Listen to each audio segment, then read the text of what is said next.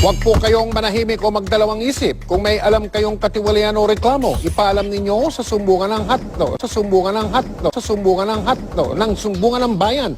Narito po ang aming hotline. Excuse me po. Taong tinatawag ako. Ayun na kumausap dito, ha? Nakakapikon to, hindi ko maintindihan eh, ha? Ha? Kakagalit na panggawa galit gitna pa lang ng Mayo. Sabi sa inyo, magulong kausap yan eh! Binabantayan nila kung may lagnat ang mga pasahero pumasok sa bansa, lalo na yung mga galing sa China, kung saan galing yung bagong strain o uri. Excuse me po. Hindi po yung coronavirus. Hindi po yung coronavirus. Hindi po yung coronavirus.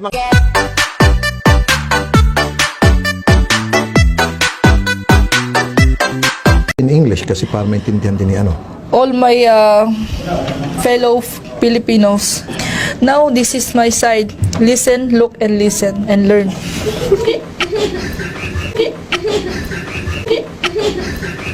18 oras ang inabot bago natunto ng bangkay ng isang batang 7 taong gulang na nalunod sa Pasig River. Aksidente lang umanong nahulog ang ilog sa bata. Aksidente lang umanong nahulog ang ilog sa bata. Aksidente lang umanong nahulog ang ilog sa bata o ang bata sa ilog. At live mula sa Menjola, Maynila, saksi si Michael Pahapin. Igan, pasado alas 8 ng tahimik na mag-disperse ang mga rallyista sa San Sebastian. Ngunit matapos ang ilang negosasyon, ito ay matapos na nag-disperse sila. Pagkatapos ito, hindi na sila nag-away. Nag-away sa simula. Pagkatapos ito ay nagkaroon sila ng pag-aaway na sa simula.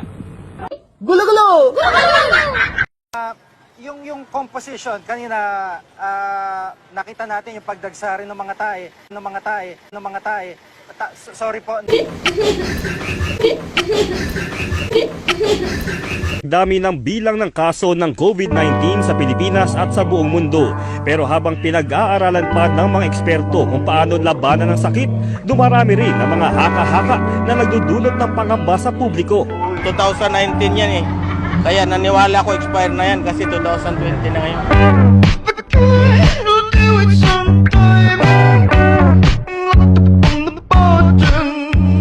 Para makakuha ng biyahe. Lumang sa paseros, hindi namin alam kasi sabi nga may COVID-19.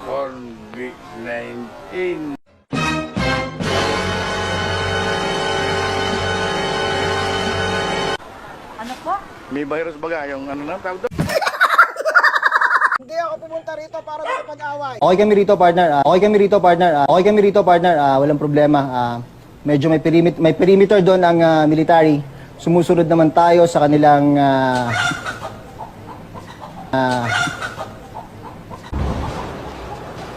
mukhang nagbagsak na nga ng bomba, partner. Paano masabi? Sa sobrang kalasingan, napasalampak na sa kalsada si Manong pero matapang pa rin ito. Kahit ikulong nyo, basta may chin, okay lang. 2 hours later. Minsan lang tayo magsasaya sa buhay natin.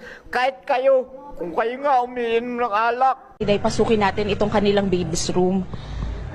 Dito raw makikita yung ilan nga sa mga drawing ng kanilang baby, maging ang kanilang mga laruan! Mga laruan! My God! Angas mo, hindi mo pa ako kilala. Ginagaling niya. Okay. So tapos, ako Nakataas pa yung pa sa jeep. Opo, nakataas po. Yung Ano pa? Parang Kanya po, buntis. Ang laki rin siya, sir, buntis talaga. Promise, sir, mama. Promise, talaga siya, oh. Kung naalala ninyo, nitong Setyembre, may lumutang din na bagong isla sa Pakistan, dulot ng malakas na lindol na tinawag na Salsalako. Walang nakatira sa islang ito sa Pakistan dahil nagbubuga po ito ng flammable gas. Ito si Kabayan talaga, pinapatawa mo ko. Okay. Lagi po natin iisipin, mag-aral na maigi upang buhay ay bumuti. May mga naninimaho na ng mga damit. Yes, Josie. Josie tuloy. Yes, June. Okay. June, yung ating wind map, makikita natin yung tuloy-tuloy na paglakas ng hangin habagat. At ito ay dahil doon sa Bagyong Josie.